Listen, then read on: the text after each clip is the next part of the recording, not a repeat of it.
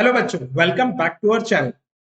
इस चैनल पर मैं अक्सर 10 सीबीएसई की वीडियोस लाता रहता हूं। तो अगर आप इस चैनल पर नए हैं और आपने अब तक के चैनल को सब्सक्राइब नहीं किया है तो इस चैनल को सब्सक्राइब कर बेल आइकन पे हिट कर लीजिए सो दैट आने वाली वीडियोस की नोटिफिकेशन आपको मिलती रहे।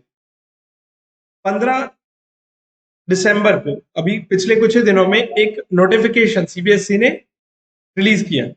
उस नोटिफिकेशन में उन्होंने बताया कि www.cbscgovernment.com इस तरीके की एक फेक वेबसाइट क्रिएट की गई और इस फेक वेबसाइट से कुछ लोग कुछ अमाउंट ऑफ चार्ज कर रहे हैं आपको एडमिट कार्ड प्रोवाइड करने के लिए। बट सीबीएसई कोई भी अमाउंट पर्टिकुलरली एडमिट कार्ड देने के लिए आपको चार्ज नहीं करता। ठीक है, तो आप इस वेबसाइट से सतर्क रहे। कोई भी अमाउंट आपको डिपॉजिट करने की इसके रिगार्डिंग जरूरत नहीं। ठीक है, तब आगे बढ़ते हैं अपन इलेक्ट्रिसिटी के। आज दो न्यूमेरिकल अपन सॉल्व करेंगे इस वीडियो में। ये दो न्यूमेरिकल जो अपन अभी आगे सॉल्व करने वाले हैं ये बहुत ही इंपॉर्टेंट हो सकते हैं क्योंकि इलेक्ट्रिसिटी ये चैप्टर में से न्यूमेरिकल आने के चांसेस ज्यादा है क्योंकि थ्योरी पार्ट तो बाकी चैप्टर से आ ही रहा है और न्यूमेरिकल्स भी कुछ ना कुछ तो एग्जाम में बोर्ड पूछना जरूर चाहेगा। तो इलेक्ट्रिसिटी के न्यूमेरिकल्स मुझे ऐसा लगता है कि आपको कर लेने चाहिए, आपको उसको स्किप नहीं करना चाहिए। आप एक घड़ी चाहे तो उसकी थ्योरी को थोड़ा बहुत अवॉइड कर सकते हैं अगर आप नहीं करना चाह रहे हैं तो, बट आप इसके न्यूमेरिकल जरूर करें। तो अपन शुरू करते हैं आज अपना फर्स्ट न्यूमेरिकल। क्वेश्चन है, an electric egg boiler of 100 ohm, an electric heater of resistance 150 ohm and an iron of resistance 450 ohm are connected in parallel to a 220 volt source. तीन चीजें हैं, एक इलेक्ट्रिक एक बॉयलर है, एक electric heater है और एक आयरन है। ये तीनों को पैरेलल में कनेक्ट किया गया।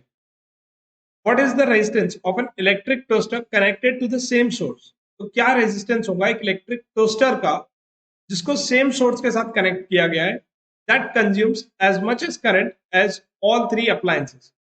तो इलेक्ट्रिक टोस्टर उतना ही करंट कंज्यूम कर रहा है जितना करंट ये तीनों मिलाकर के कंज्यूम करेगी। तो उस इलेक्ट्रिक टोस्टर का क्या रेजिस्टेंस होगा वो अपने को बता। इसका मतलब है कि हमको वो रेजिस्टेंस बताना है जो इन तीनों का इक्विवेलेंट आएगा जब ये पैरेलल में कनेक्टेड रहेंगे तब। तो जब ये तीनों कनेक्टेड होंगे पैरेलल में तब का हमको इक्विवेलेंट रेजिस्टेंस फाइंड आउट करके बताना। ठीक है, तो अब इक्विवेलेंट रेजिस्टेंस निकालते कैसे? तो जो पैरेलल में अगर कनेक्टेड होते हैं तो उसके लिए हमको क्या करना होता है? रेसिप्रोकल की एडिशन करते हैं यहाँ पर अपन रेसिप्रोकल की एडिशन लिखते हैं। सबसे पहले वन, सेलेक्ट नहीं किया मैंने पेन, कोई बात नहीं। 1/R इक्विवेलेंट यहाँ पे हमको ये इक्विवेलेंट रेजिस्टेंस फाइंड आउट करना है। पैरेलल में है इसके लिए हम रेसिप्रोकल की एडिशन कर रहे हैं, सीरीज में होते तो डायरेक्ट एडिशन कर देते।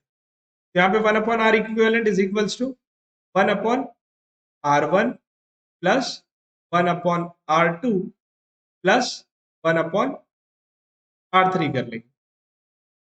बट इसके पहले हमारे लिए इंपॉर्टेंट है कि R1 R2 R3 को क्या हमने मेंशन किया है? नहीं किया है तो अब कर लेते हैं।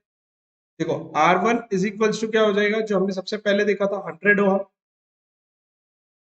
इसके बाद R2 देखा अपन ने, R2 कितना दिया था? सेकेंड रेजिस्टेंस दिया था 150 ओम, 150 ओम लिख लिया। इसके बाद थर्ड रेजिस्टेंस दिया था R3 आयरन का 450 ओम, ये मैंने लिख दिया 450 ओम। ये तीनों भी रेजिस्टेंस मिल गए हम। अब इसके इक्विवेलेंट को फाइंड आउट करने के लिए हम इसकी रेसिप्रोकल्स की एडिशन कर रहे थे। यहाँ इनकी वैल्यूज पुट अप करते हैं। 1/R1, तो R1 की वैल्यू थी 100 प्लस 1/R2 की वैल्यू कितनी है 150 प्लस R3 की वैल्यू थी 450 लिख लिया यहाँ पे। तीनों अलग अलग नंबर है डिनोमिनेटर, एलसीएम फाइंड आउट करना पड़ता है इसके लिए तीनों का, 100 का 150 का 450 का। तो सोचो क्या होगा एलसीएम। देखो डायरेक्टली अगर सोचना है तो जो सबसे बड़ा नंबर है ना, कभी भी देखना कि क्या पॉसिबल है, क्या 450 है क्या इन तीनों का। तो 100 के टेबल में 450 तो नहीं आता, 450 पॉसिबल नहीं है तो मैं 450 का डबल करके सोचता हूँ। 450 का डबल होता है 900। तो 100 के टेबल में क्या 900 आता है? ऑफ कोर्स आता है। तो 100 के टेबल में 900 आ रहा है, तो ये अपने को एक मिल गया। दूसरा 150 क्या आता है, क्या मल्टीपल, अगर जब अपन 150 के मल्टीपल्स करेंगे तो 900 आएगा। तो 150 मल्टीप्लाइड बाय अगर अपन 6 करते हैं तो आ जाएगा 900। 450 भी 2 से आ जाएगा 900, तो इसका मतलब 900 हो गया इन तीनों का एलसीएम। अगर आप बेसिक मेथड से भी जाना चाहते हैं एलसीएम फाइंड आउट करने के लिए तो आप जा सकते हैं, मैंने भी एक्सप्लेन किया हुआ ये अपने मैथ्स की क्लास में। तो ठीक है, अपन यहाँ पे डायरेक्टली एलसीएम लिखते हैं 900 इसका, तो एलसीएम आ गया इसका 900, तो मैं अपॉन में डायरेक्टली यहाँ पे लिख सकता हूँ 900। अब मेरे को बताओ कि यहाँ जब अपने को 900 लेकर आना था, इस डिनोमिनेटर में 900 लाना था, तो अपन ने इसको मल्टीप्लाई किए थे 9 से, तो यहाँ डिनोमिनेटर में 9 से किए थे, तो यहाँ न्यूमरेटर में भी 9 से ही मल्टीप्लाई करना पड़ेगा। तो 1 को मल्टीप्लाई करेंगे 9 से तो कितना आ जाएगा 9, प्लस यहाँ 150 को 6 से मल्टीप्लाई किए थे तो मिला था 900, तो यहाँ ऊपर भी अपन मल्टीप्लाई करेंगे 6 से, तो 1 मल्टीप्लाइड बाय 6 कितना होगा 6 हो जाएगा, प्लस ये 450 को अपन ने मल्टीप्लाई किए थे 2 से तो मिला था 900, तो ऊपर भी 2 से, 9 प्लस 6 15 प्लस 2 17, तो ये कितना आ रहा है 17 आ गया है, अपॉन में है 900। अब मेरे को बताओ ये हमको आर इक्विवेलेंट मिला है, नहीं ये आर इक्विवेलेंट तो नहीं मिला, ये 1 अपॉन आर इक्विवेलेंट मिला। आर इक्विवेलेंट निकालने के लिए अभी हमको फिर इसका रेसिप्रोकल करना होगा, ये हो जाएगा R equivalent is equals to 17 upon 900 था, इसका रेसिप्रोकल हो जाएगा, ये हो जाएगा 900 अपॉन 17, तो आप कर लो डिवाइड 17 से, बताओ कितना आंसर आता है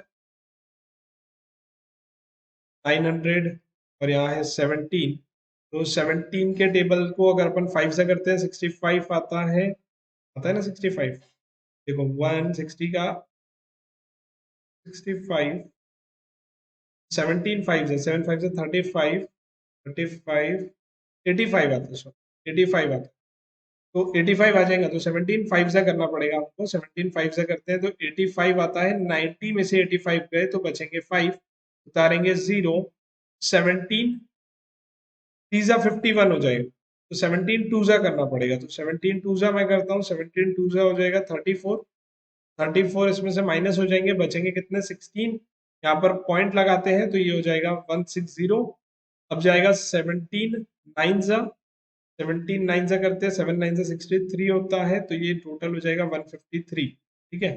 तो अब ये 160 में से 153 गए तो बचे कितने 7, यहाँ पॉइंट है तो ये हो जाएगा 0, अब जाएगा 17 तीजा 51 होता है, 17 फोर करते हैं तो 64 होता है, तो ये 17 फोर जा सकता है, तो आंसर आ गया इसका 52.94, ठीक है 52.94, ये इतने ओहम्स में हमको आंसर मिल गया है आर इक्विवेलेंट का।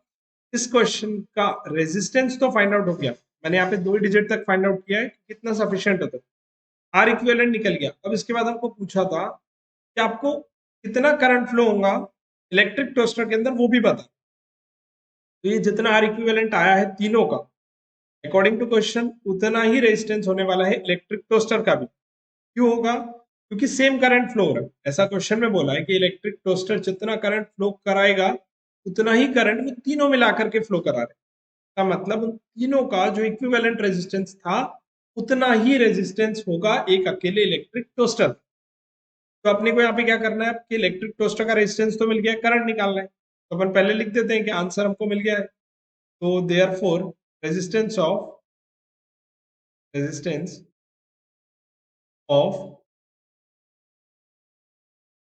इलेक्ट्रिक टोस्टर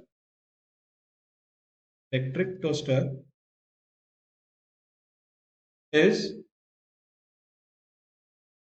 कितना है 52.94 ओम।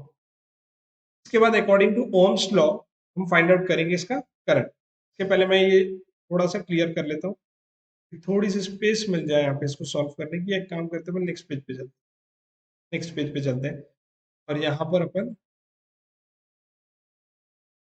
पेज पे अपन सॉल्व कर लेंगे आगे का क्वेश्चन। तो आगे हमको V is equals to I R, ये फॉर्मूला ओम्स लॉ पता है, तो अब आई फाइंड आउट करने के लिए क्या कर सकते हैं V अपॉन आर कर लेंगे। तो आई फाइंड आउट करना है V अपॉन आर कर लेंगे, V हमको ऑलरेडी क्वेश्चन में दिया था 220 वोल्ट, और रेजिस्टेंस अपना कितना है 2.9, कितना आया था 52.94 आया था 94, तो 52.94 इतने ओहम्स में ये हमारा रेजिस्टेंस आ गया था। नीचे 2 डिजिट से अगर अपन पॉइंट हटाते हैं तो ऊपर 2 जीरो लग जाएंगे, तो ये हो जाएगा 220 नीचे 2 डिजिट से पॉइंट हटाते हैं तो ये ऊपर आ जाएंगे 2 जीरो, नीचे ये बन जाएगा 5294, 5294। 2 के टेबल से दोनों कट हो सकते हैं, इसको 2 के टेबल से कट करते हैं तो ये हो जाएगा 26, ये हो जाएगा 4, ये हो जाएगा 7, और इसको 2 के टेबल से कट करते हैं तो ये 1 1 1 0 0 0 के बाद 2647 हो गया। इसको 11,000 को डिवाइड करना है 2647 से। आप कर सकते हैं डायरेक्टली, अगर आप डिवाइड पॉसिबल है आपके लिए तो कर देते हैं। 11,000 जो है इसको डिवाइड करना है 2647 के साथ। कभी कभार ना अपन ऐसे भी कर सकते हैं कि आप इसको 47 को 46 कर दो, क्योंकि अप्रोक्सीमेटली तो आंसर लाना, एग्जैक्ट कौन सा अपने को लेकर आना। अब थोड़ा बहुत पॉइंट से अगर सेकेंड डेसिमल अगर थोड़ा बहुत ऊपर नीचे भी आता है तो भी आंसर करेक्ट ही मिलेगा। इसको अभी के लिए अपन ऐसे भी कर सकते हैं, 7 को मैंने यहाँ पे 6 कर दिया, ये 2 से और कट हो जाएंगे, थोड़ा सा और छोटा हो सकता था, 1323 बन जाता, और ये कट करते अपन तो ये हो जाता 2 5 10, बचेगा 1, फिर 10 हो जाएगा, फिर 2 5 10, 2 जीरो आ जाएंगे।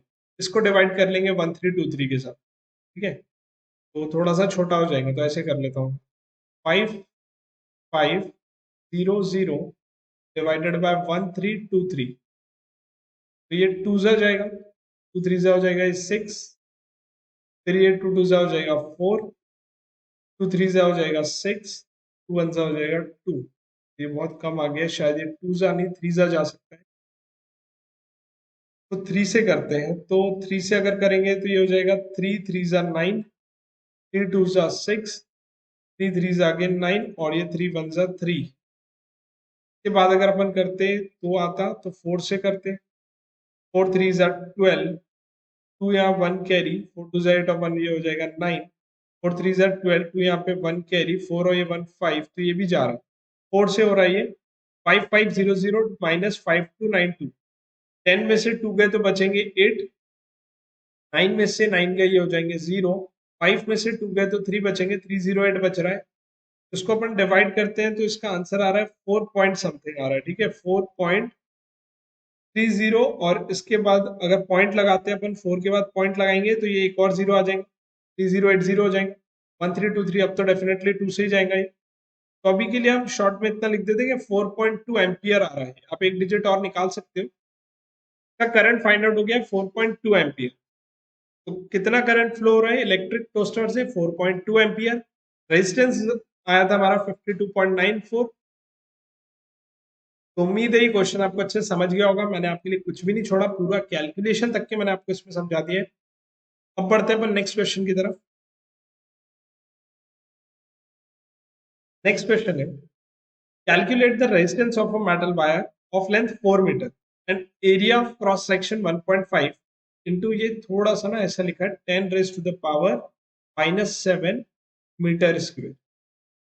If the resistivity of the metal is 2.6 into 10 raised to the power -5 ohm meter inverse, ohm meter, ये करेक्ट है। Calculate the resistivity of the material of the wire of length 2 meter, radius 0.01 centimeter and resistance 30 ohm। तो हमको पहले तो resistance find out करके बताना है जिसकी लेंथ 4 मीटर है, एरिया दिया हुआ है क्रॉस सेक्शन का, और रेजिस्टिविटी दी हुई है।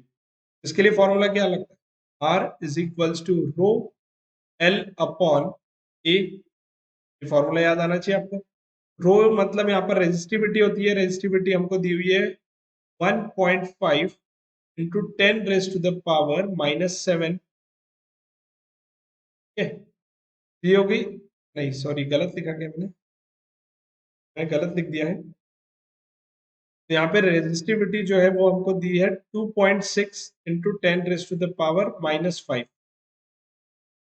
और लेंथ दी है 4 मीटर, एरिया दिया है 1.5 into 10 raise to the power -7। नीचे भी एक डिजिट के पहले पॉइंट है, ऊपर भी एक डिजिट के पहले पॉइंट है, तो पॉइंट पॉइंट कैंसिल हो जाएंगे, ये बच जाएगा 26 मल्टीप्लाइड बाय 4, मल्टीप्लाई में रहेगा 10 रेज टू द पावर -5, नीचे ये हो जाएगा 15 multiplied by 10 raise to the power -7।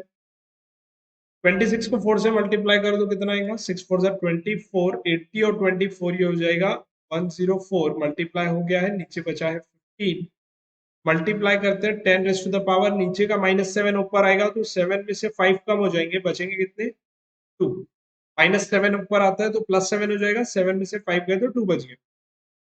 Resistance है इसके लिए इसका यूनिट होगा ओहम। 104 को 15 से करना है डिवाइड, देखते हैं यहाँ पे 104 डिवाइडेड बाय 15, 15 6 जा 90 होता है, 7 जा करेंगे तो 105 हो जाएगा, इससे ज्यादा हो जाएगा तो 6 जा लिखना पड़ेगा। आंसर कितना आएगा 90, माइनस करते हैं कितने बचेंगे 14, क्या लगाएंगे पॉइंट, तो ये हो जाएगा 0 और 15 अब जाएगा इसके बाद 9 जा, तो इसका आंसर कितना आ रहा है 6.9, 6.9 into 10 raise to the power 2 ohm. ये रेजिस्टेंस मिल गया। इसके बाद कैलकुलेट करके बताना है resistivity of the material of wire of length 2 metre, एक ऐसे मटेरियल की जिसकी लेंथ 2 मीटर है, रेडियस दिया है और रेजिस्टेंस दिया है। सेम फॉर्मूला अप्लाई करेंगे, बट अब हमको रो फाइंड आउट कर, तो रो के लिए फॉर्मूला बनाना पड़ेगा।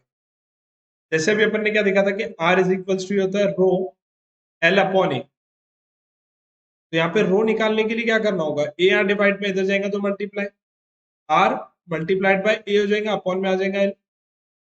आर की वैल्यू कितनी दी है क्वेश्चन में, रेजिस्टेंस कितना दिया है 30 ओम, यहाँ लिख लेते 30 ओम। एरिया दिया है क्या, तो यहाँ पे क्रॉस सेक्शन एरिया दिया है इस क्वेश्चन में, नहीं दिया है, एरिया नहीं दिया, रेडियस दी हुई है। तो अपने को पता है एक वायर है, तो वायर जो है वो कैसे शेप की होती है, वायर जो है सिलेंड्रिकल शेप की होती है, बट उसका क्रॉस सेक्शन जो एरिया है वो एक सर्कुलर शेप का होता है। क्रॉस सेक्शन के लिए फॉर्मूला होता है पाई आर स्क्वायर, यहाँ पर हमको एरिया फाइंड आउट करने के लिए पाई आर स्क्वायर करना होगा। पाई की वैल्यू 3.14 ले सकते हो, आर का स्क्वायर है तो आर की वैल्यू कितनी थी 0.01 सेंटीमीटर, तो आप इसको मीटर में करने के लिए बोलेंगे 1 into 10 raise to the power -4, क्योंकि मैंने अगेन 0.01 को 100 से डिवाइड किया तो ये बन गया 1 into 10 raise to the power -4, और इसका क्या करना है हमको स्क्वायर, क्योंकि पाई आर स्क्वायर ये फॉर्मूला होता है क्रॉस सेक्शन एरिया के लिए। लेंथ कितनी दी थी, लेंथ दी है 2 मीटर, तो यहाँ पे अपन इसको 2 मीटर से डिवाइड कर देते, 2 से ये 30 कट हो जाएगा, आंसर आ रहा है इसका 15, 15 मल्टीप्लाइड बाय बच रहा है 3.14 को मल्टीप्लाई करना बचा है 10 रेज़ टू द पावर -8 से, 3.14 को 15 से मल्टीप्लाई करते हैं, 3.14 मल्टीप्लाइड बाय 15, तो ये 5 4 जा 20, 0 यहाँ पे 2 कैरी, 5 1 जा 5, 5 और 2 हो जाएंगे 7, 5 3 जा 15, एक क्रॉस लगेगा, उसके बाद ये 4 1 3 0 1 1 कैरी होगा, 7 1 कैरी हो जाएगा, नहीं होगा, 3 और 1 4, तो ये आ गया 4710। इनको मल्टीप्लाई करने के बाद आंसर मिल रहा है 4710। यहाँ 2 डिजिट के पहले पॉइंट था तो यहाँ 2 डिजिट के पहले पॉइंट लगा दिए, आगे रहेगा 10 raise to the power -8। Resistivity का यूनिट क्या रहता है, देखो यूनिट अगर नहीं भी आ रहा है तो आप यहाँ से भी बता सकते हो, देखो रेजिस्टेंस है तो रेजिस्टेंस मतलब क्या होता है, रेजिस्टेंस का यूनिट होता है ओहम, मल्टीप्लाई में था एरिया, एरिया का यूनिट क्या होता है मीटर स्क्वायर, और अपॉन में लेंथ है, लेंथ का यूनिट क्या होता है मीटर, मीटर, तो एक एक मीटर मीटर तो कट हो जाएंगे, बचेगा क्या ओहम मीटर, तो ओहम मीटर बच गया, तो यहीं से अपने को इसका यूनिट मिल जाएगा ओहम मीटर। तो आ गई है रेजिस्टिविटी। तो हो गए यहाँ पे अपने दोनों क्वेश्चन सॉल्व, एक में अपन ने फाइंड आउट किया रेजिस्टेंस और दूसरे में अपन ने फाइंड आउट किया रेजिस्टिविटी। क्वेश्चन आपको मैंने अपनी तरफ से पूरी कोशिश की है समझाने की, फिर भी अगर कुछ बात आपको नहीं समझ में आई हो तो आप कमेंट बॉक्स में नीचे कमेंट करके पूछ सकते हैं, पॉसिबल हुआ तो मैं रिप्लाई जरूर करूंगा। मिलेंगे अपन फिर अगली वीडियो में, और हाँ डेट शीट आने वाली है, डेट शीट आते ही मैं उसके ऊपर वीडियो जरूर लेकर आऊंगा। मुझे याद है कि आप सब बेसब्री से इंतजार कर रहे हैं डेट शीट का, तो जैसे भी डेट शीट आती है मैं आपके लिए जरूर लेकर आऊंगा। मिलेंगे फिर अपन अगली वीडियो में, till then take care, bye bye.